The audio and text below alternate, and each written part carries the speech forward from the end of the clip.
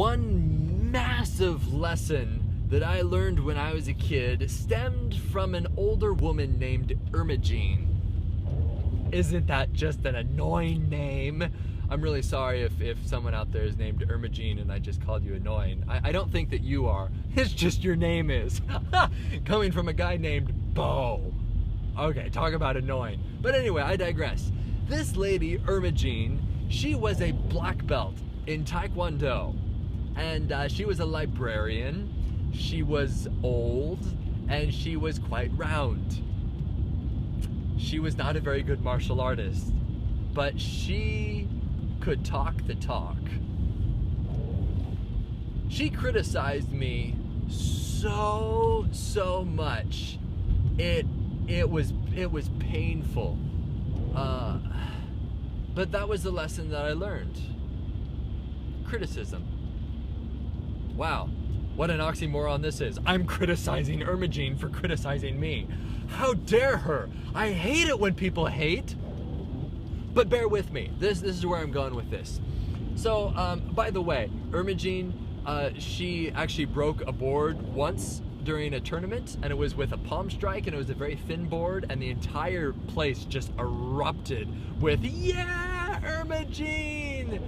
And it was an okay board break, but you saw all these other people like doing backflips and breaking 3 boards with the top of their foot, and with like less enthusiasm from the audience. And I was like, really, people? So that's where some of this bitterness is sort of stemming from, is that people really kind of put her up on a pedestal as if she was this little mini god. Okay, there we go. Got it all out. So criticism. Why you shouldn't criticize, and why I am criticizing. Because it is poison. Oh my goodness.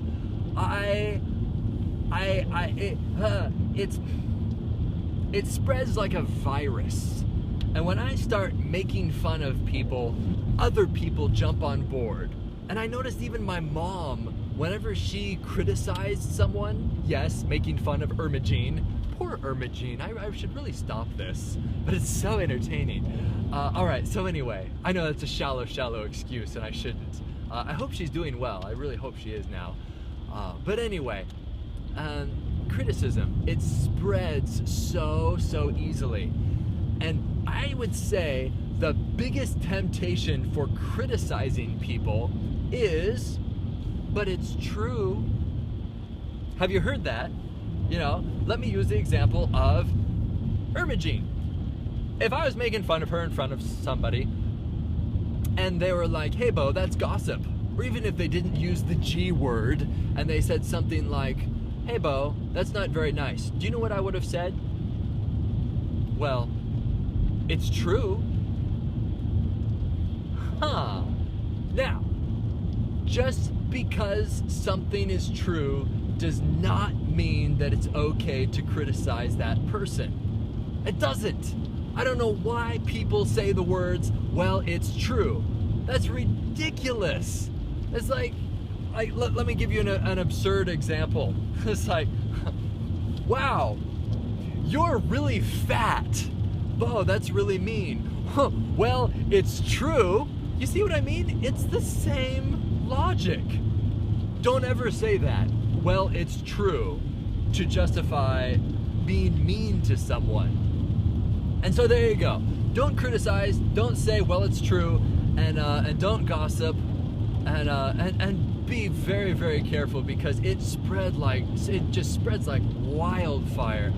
And to this day, whenever I sense myself criticizing someone, especially at the expense of being funny or humorous, because you'll notice that truth is funny.